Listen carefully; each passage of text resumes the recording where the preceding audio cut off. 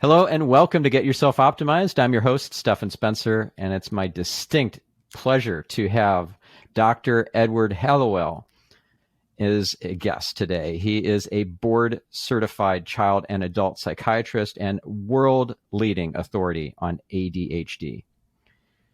Ned is a graduate of Harvard College and Tulane Medical School and was a Harvard Medical School faculty member for 21 years. He's the founder of the Hallowell ADHD Centers in Boston, New York City, San Francisco, Palo Alto, and Seattle. Ned has spent the past 4 decades helping thousands of adults and children live happy and productive lives through his strength-based approach to neurodiversity and has ADHD and dyslexia himself. Ned, it's so great to have you on the show. Thank you. Thank you. I've already enjoyed it. We were chatting a little bit before the show began. You're an extraordinary fellow, Stephan.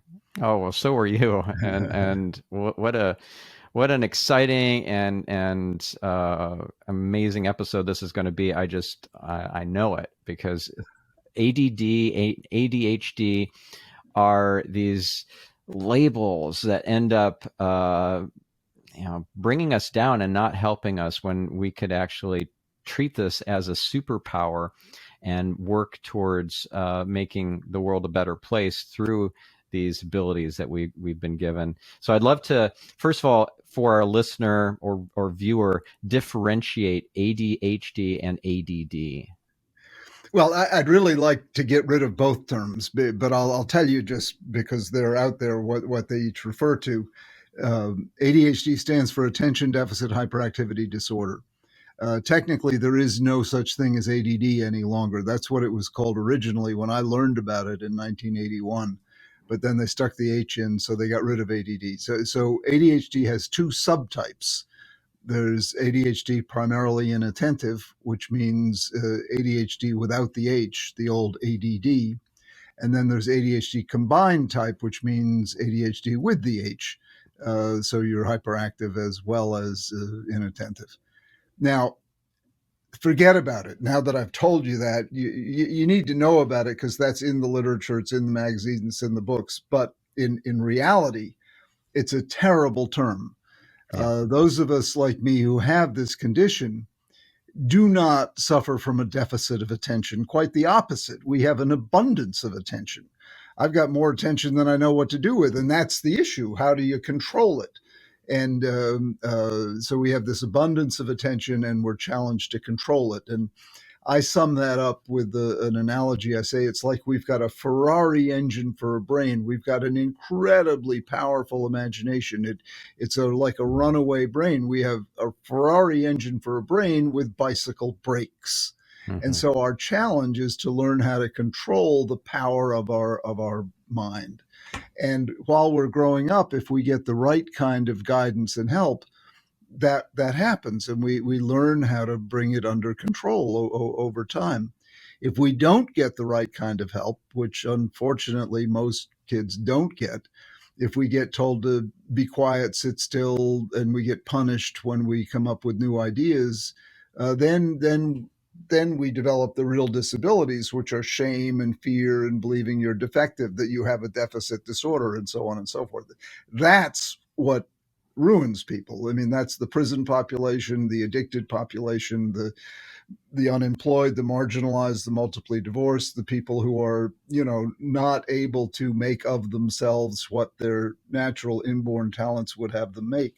So my mission is to, of course, change all that and have these wonderful souls become all that they can be. And we really are the game changers. We are the innovators. We are the people who see what other people don't see. We're the dreamers, the visionaries, the people who colonize this country, who would take a chance and cross the ocean for no idea what they're going to find when they get here. We're the ones who, just put our faith in a dream and then go for it. And, so we're the ones who, we have an uncanny intuition.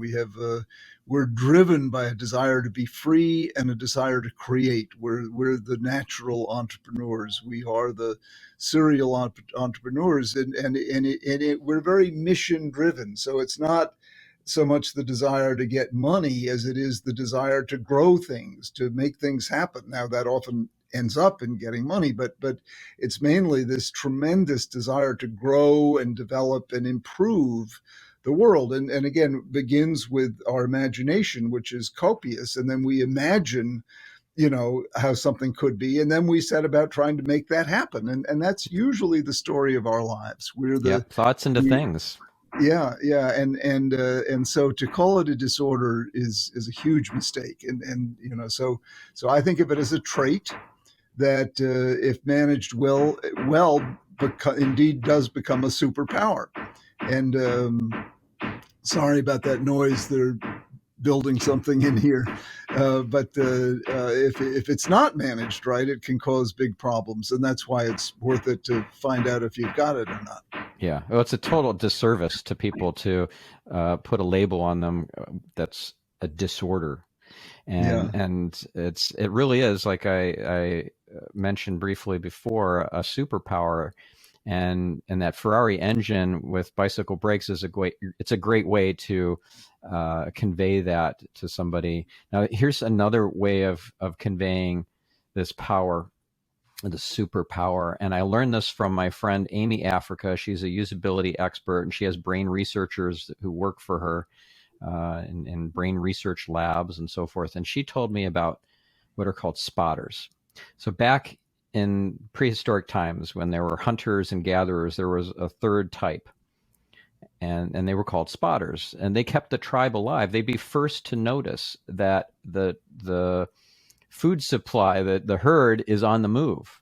They'd be first to notice that the neighboring tribe was sneaking up on them and was probably going to murder them in their sleep. So without spotters, the tribe would be dead. So we were evolutionarily selected for having spotters. And if you are a spotter, that is a much better label to apply to yourself, or to, let's say, a child that you have who has that label of ADHD, than to put some sort of disorder label on them. Have you heard about this before? I came up with a new name for it myself. I love spotter, but I call it VAST, VAST, and that stands for Variable Attention Stimulus Trait. And that's the two key things that vary in us are the search for stimulation and the ability to focus. So, and we have vast minds, vast capabilities. So I like the acronym VAST, Variable Attention Stimulus Trait. But spotter is a good one too. Yeah. And did you hear about that before, that there were hunters, gatherers, and that third type?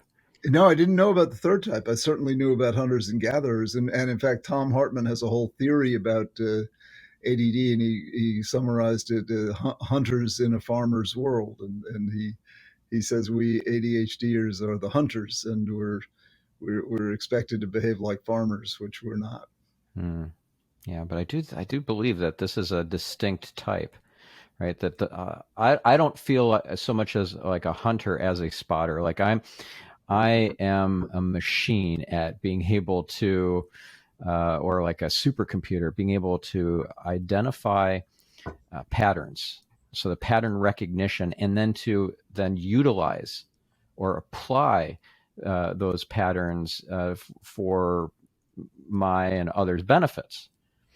So that I think is part of the abilities that somebody who's labeled with ADHD has, or whether they're labeled or not. Whether if they have that Ferrari brain, that's something I think is pretty prevalent. Would you say that's correct? Oh yeah. And what's critical is that they get some encouragement instead of being told that they should change and become more quote unquote normal. Then they try to shut down their special powers. Instead, if they can be encouraged to believe in them and use them as you've been, because these things can go to waste if you don't get permission or the forum or whatever word you want to use to let them develop. They it's a gift that does not unwrap itself. I tell people all the time, I don't treat disabilities, I help people unwrap their gifts. Yeah. But the gift won't unwrap itself. It does need, you do need a midwife or whatever you want to call it to help you unwrap your gift, and then that's my mission. Mm. That's what I'm trying to do. Yeah. Well, speaking of gifts with wrapping, my wife, Orion, has a wonderful expression that she says, we all have gifts that are given to us, but sometimes the bow is on the bottom. That's great. Yeah. Yeah. So with a child, a young, let's say a youngster in school, they're probably being trying to be made to conform, right? And when I'll give you an example. So one of my good friends, he has two daughters, and one of these daughters it has a label of ADHD, but without the H. So that would be the inattentive. Primarily inattentive, Yeah. exactly. But here's where it becomes a real problem for her just regular world of her school experience. Anytime she needs to take a test, she gets very anxious, and she's unable to complete the test. It's the anxiety level is so high she can't complete the test, so she'll fail all tests. And when she's not put into that environment where it's just really chill and relaxed, like, okay, show me how you do that math problem. She doesn't, think this is a test or anything, then she totally can nail it. But this is going to prevent her potentially from even going to college. So how do you address a situation like that? Because a child, unless they're in some special magnet school where the teachers are skilled at harnessing the superpower, the Ferrari brain with the bicycle brakes, that kid is going to be facing a lot of difficulties. Yeah, well, she's afflicted by one of the more common, if you want to call it, learning disabilities among kids who are very talented, namely fear. And so what she needs is some help from somebody who knows how to do this, and that could be any number of people who can help her deal with fear. Fear is a state of mind. It is essentially a creation of your imagination. Yes, So, and this fear, happens all the false time. evidence appearing real. Oh, that's great. That's a great. That's wonderful. But so her greatest asset, her imagination, becomes her worst enemy because just what you just said, it turns uh, evidence into an ominous presence, and then that shuts her down, so she can't perform on a test because she feels afraid, of making mistakes, and it can indeed be crippling. Now, the good news is you can learn how to stare down fear. You can learn how to uh, master the situation so you're not afraid. But as long as you're at the mercy of fear, you will not perform anywhere near to what you could do. Mm. So she needs an expert on false evidence appearing real. Yeah. She needs an expert on fear, and it's a very conquerable problem. But it certainly shouldn't be diagnosed as incompetence, which is what often happens, or that she doesn't have the goods, or that she can't do it. I mean, all these kind of dismissive statements that happen in schools all over the country, all over the world. And it's why we lose, some of our most gifted young people, not to mention adults. There are adults in every workplace, the most creative, original people who are buried in some back closet because they can't hand in a report on time or show up for work on time, or they're not good at, kissing up to people and playing politics. And so their talent goes wasted, and again, your friend's daughter just needs the right person, the right specialist. And it doesn't have to be a mental health specialist. I mean, sometimes these people are an athletic coach or a piano teacher. I mean, it can, these people as you know, angels come in many disguises.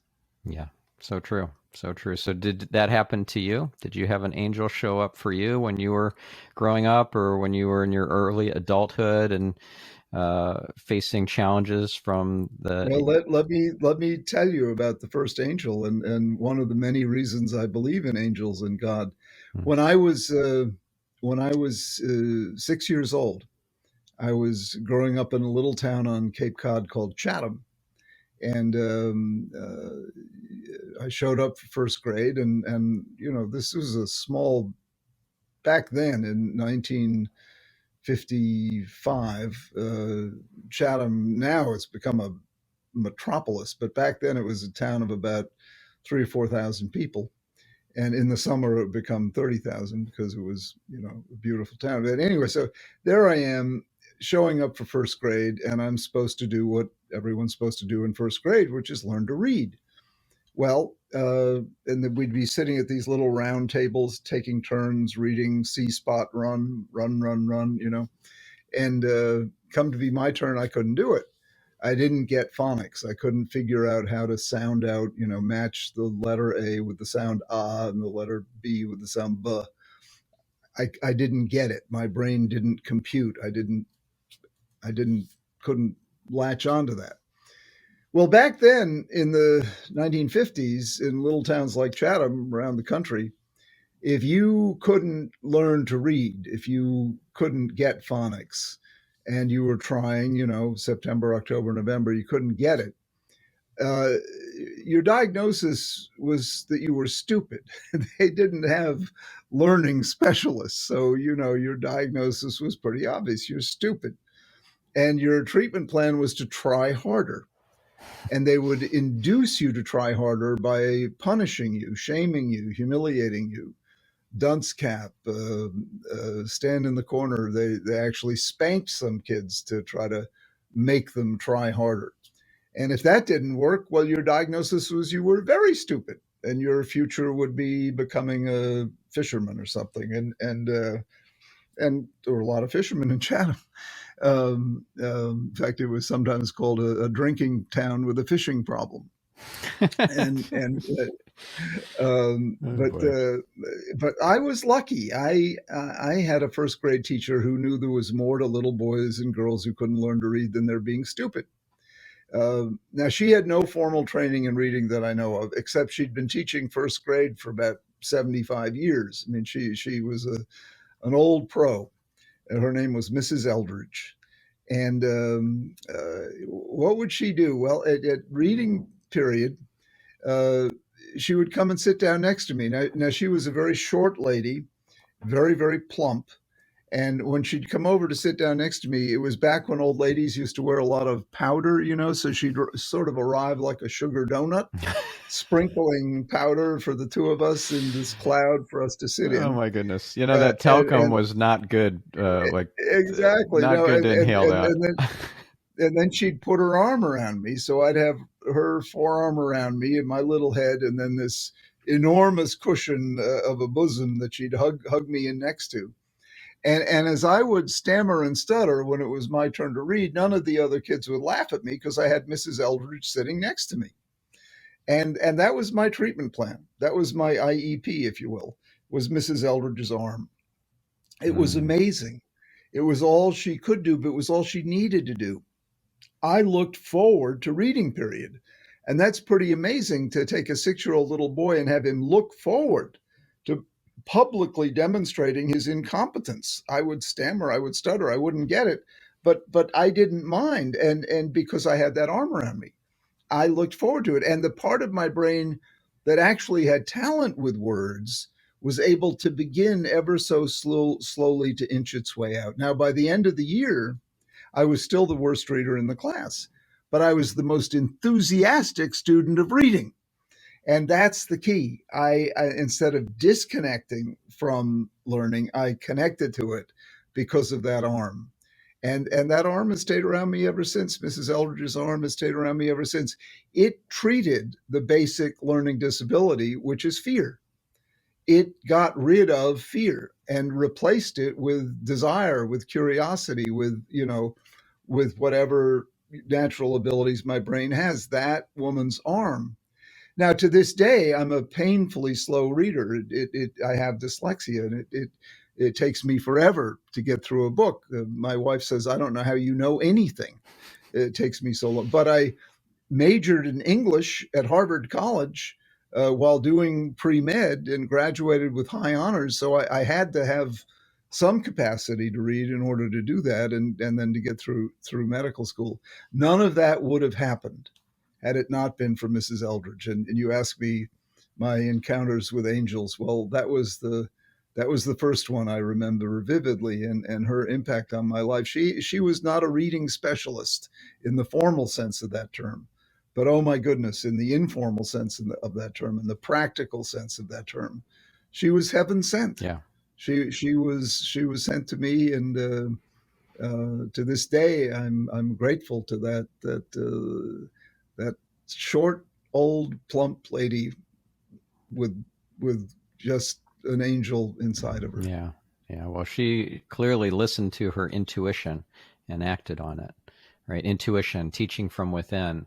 The angels and spiritual teachers whispering into our consciousness. That's intuition. And she knew that she needed to come and sit with you and put her arm around you in order to get you through that. That was fabulous. Yeah. I'm curious, have you heard of an organization called IAHP, Institutes for the Advancement of Human Potential? No, sounds wonderful though. What is it? Tell me about it. Amazing organization. Founded by Gary Doman, who's now passed. He's on the other side of the veil now. But his daughter, who I think is maybe in her 70s now, Janet Doman, she was on this podcast, and I attended her amazing workshop on how to teach your baby not just how to read, but do math, all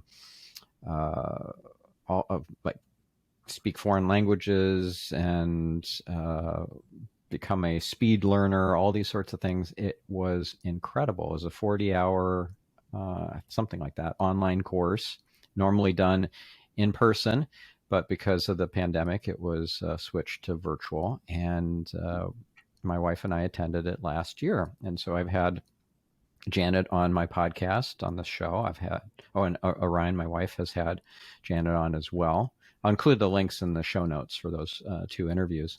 But the bottom line is you can teach a baby to read. You can teach a baby encyclopedic knowledge.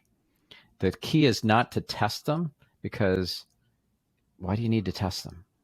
Just trust that they're learning. And then there's no barriers or discomfort for them as they're learning, as long as you're not testing them and tell me what it is now, sort of like even the most kind of subtle testing, just avoid it. You don't need to get confirmation from them that they're learning it. Just trust that they're learning it. But one of the first things that you do with the new baby is, rather than swaddle the baby so that you stifle its what's that reflex? The startle reflex. Because, that might wake the baby up and then I won't get a good night's sleep. It's really selfish. Right? The baby needs to be able to move. And so what you do is you put the newborn, like in the first several weeks, put it on a ramp, a padded ramp with padded sides to it, and put it at an angle downward. So the baby gets to use gravity to its advantage, and with just a diaper on, not encumbered by a lot of clothing and stuff, or maybe just a onesie, and you'll see within a couple weeks that baby starts to crawl down the ramp. So once you have a crawling baby who's not even a month old, you have a super learning baby, because their brain goes into hyperdrive. Because when you have a baby that's crawling, then there are a lot more dangers. So they'll start learning at a very fast clip. And that's just one of the first things to do. Now, you don't have to do it, but you will give your baby an advantage. There are other things, other modalities, teaching things like reading and math and so forth. Like math, you have these cards with dots on them. So a little baby can differentiate between 51 dots on a card, just randomly placed, and 52 and Wow. 49. It's just like Wow. mind blowing, amazing. And they get Wow. the idea, the truth of the number, not the symbol of it, because the symbol is an abstraction further removed from the Right. fact. Like 51 dots, that's 51. The number 5 and the number 1, that's an abstraction. That's a symbolic. But they can see the difference. Yeah, so they can see the difference between those different randomly placed dots. You start with small numbers and you work your way to bigger, like up to 100, and they can tell the difference. Whereas no adult could. Yeah. It's amazing. It's so cool. So I encourage you to listen to that interview. But it seems to me like you guys could do an amazing collaboration between what you're up to and the Hallowell Center and IAHP, Institutes for Advancement of Human Potential. IAHP. Yeah. If I just Google that, I'll or find IAHP.org is the website. Okay. Yeah. And they also have a lot of resources for brain injured children and babies. So if a baby is labeled with something that is quite dire normally, and the parents take this course for hurt babies. So they have well babies and hurt babies, and the How to Multiply Your Baby's Intelligence course is for the well babies, but the hurt babies, they have a different course, and that can turn the child's life around. Wow. Yeah, really cool stuff. Wow. Okay, so let's talk a bit about memory and how that comes into play, because just because you have, let's say, a difficulty in reading doesn't mean you have a difficulty in learning, and you don't necessarily have a difficulty in retaining the information. So do you notice anything about ADHD kids and adults in terms of their memory? Do they have better than average or worse than average memories, or is it just all across the board? It definitely impacts memory, but this is how. If you think of your memory bank as a board and think of a piece of information, the capital of Kansas, as a nail, attention is the hammer. So if attention is waxing and waning, some of those nails get hammered in and some of them don't. Topeka gets hammered in or it doesn't get hammered in. And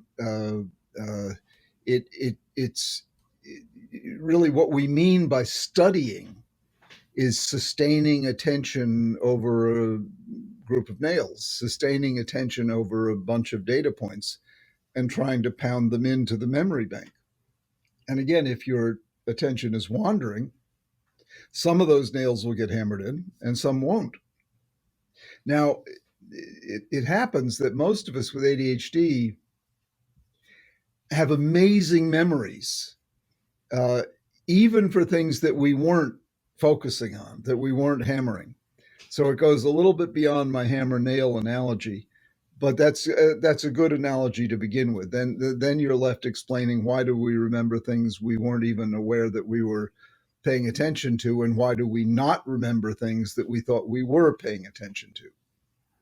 For example, in my case, I can't remember names. Even though I try very hard to pay attention when someone tells me his or her name, I don't remember it. And I'm forever having to say, excuse me, I forgot your name. And some people take offense at that. Well, I'm sorry, it's just who I am. It's the way my brain, we shouldn't have to apologize for our brains. I mean, it's a thing that people do all the time. Yeah. And it's just not right. You want to give someone a chance to be who they are without shame or embarrassment. And if you want me without shame and embarrassment, then don't shame me over forgetting your name. I mean, really, what difference does it make? You can tell me your name. You're not going to forget your name. And why not do me the generous act of forgiving me for forgetting your name. So By yeah, the way, I had memory is a that issue fascinating. myself where I was forgetting people's names. One thing made a huge impact, and it was very simple. I realized that people will feel more cared for by me and important to me if I share their name, if I speak their name out loud, and especially if it's in a future conversation.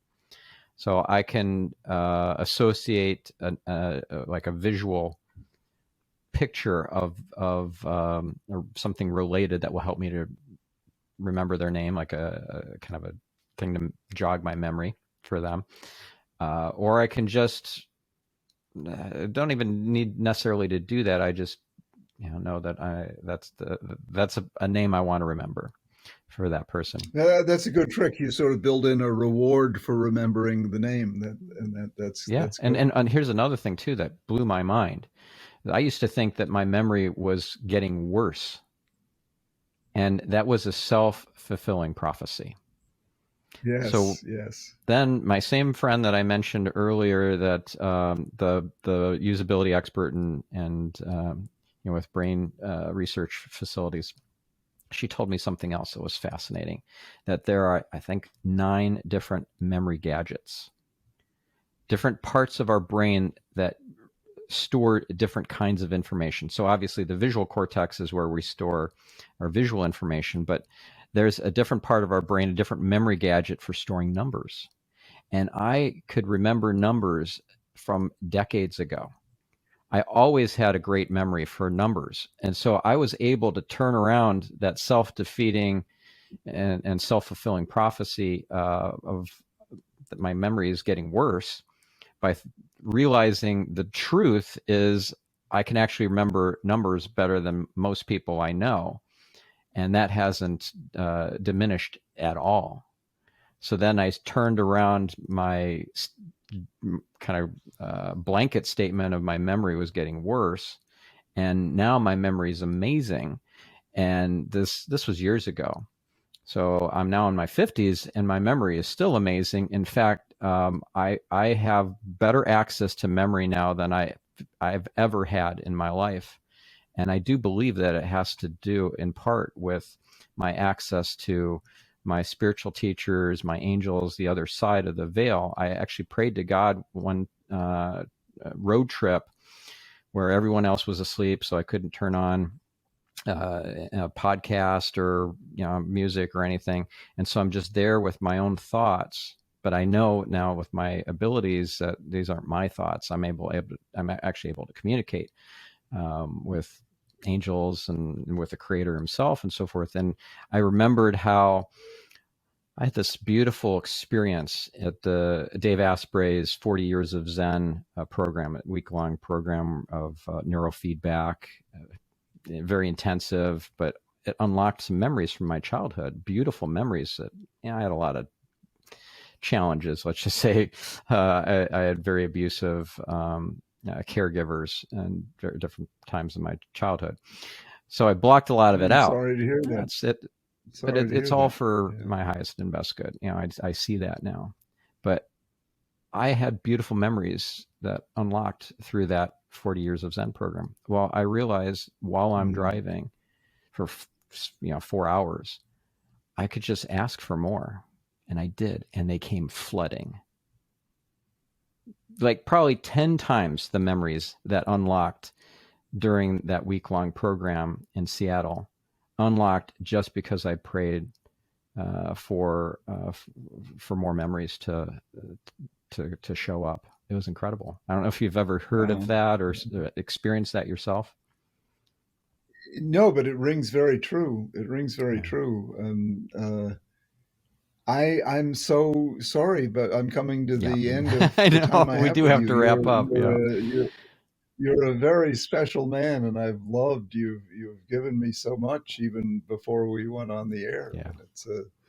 and I'm grateful to you. You're doing a Yeah. wonderful service for Thank you. this Thank you. world. And so are you. And so are you. So, for our listener or viewer who wants to learn more from you, and I don't know if you have resources beyond the books that you've written that people can maybe get training online or something? Sure. My website is drhallowell.com, Yeah. drhallowell.com, and there's a lot of free information there. I have a number of videos on TikTok, short clips of different aspects of ADHD. I'm a presence on Instagram Yeah. and Awesome. Well, we'll include the links Facebook to and all that LinkedIn. on the show notes page. Yeah. Okay, all right, Awesome. Well, good, thank you, good. Ned. This was fabulous. And you're such a gift to Thank you, humanity. Stephan. You're So thank you for all that you do. well, boy, right back at you. Thanks a Okay. Thank million. you. Okay, take care. You too. Yep, bye bye. And thank you, listener. So we'll catch you on the next episode and make it a great week. Take care.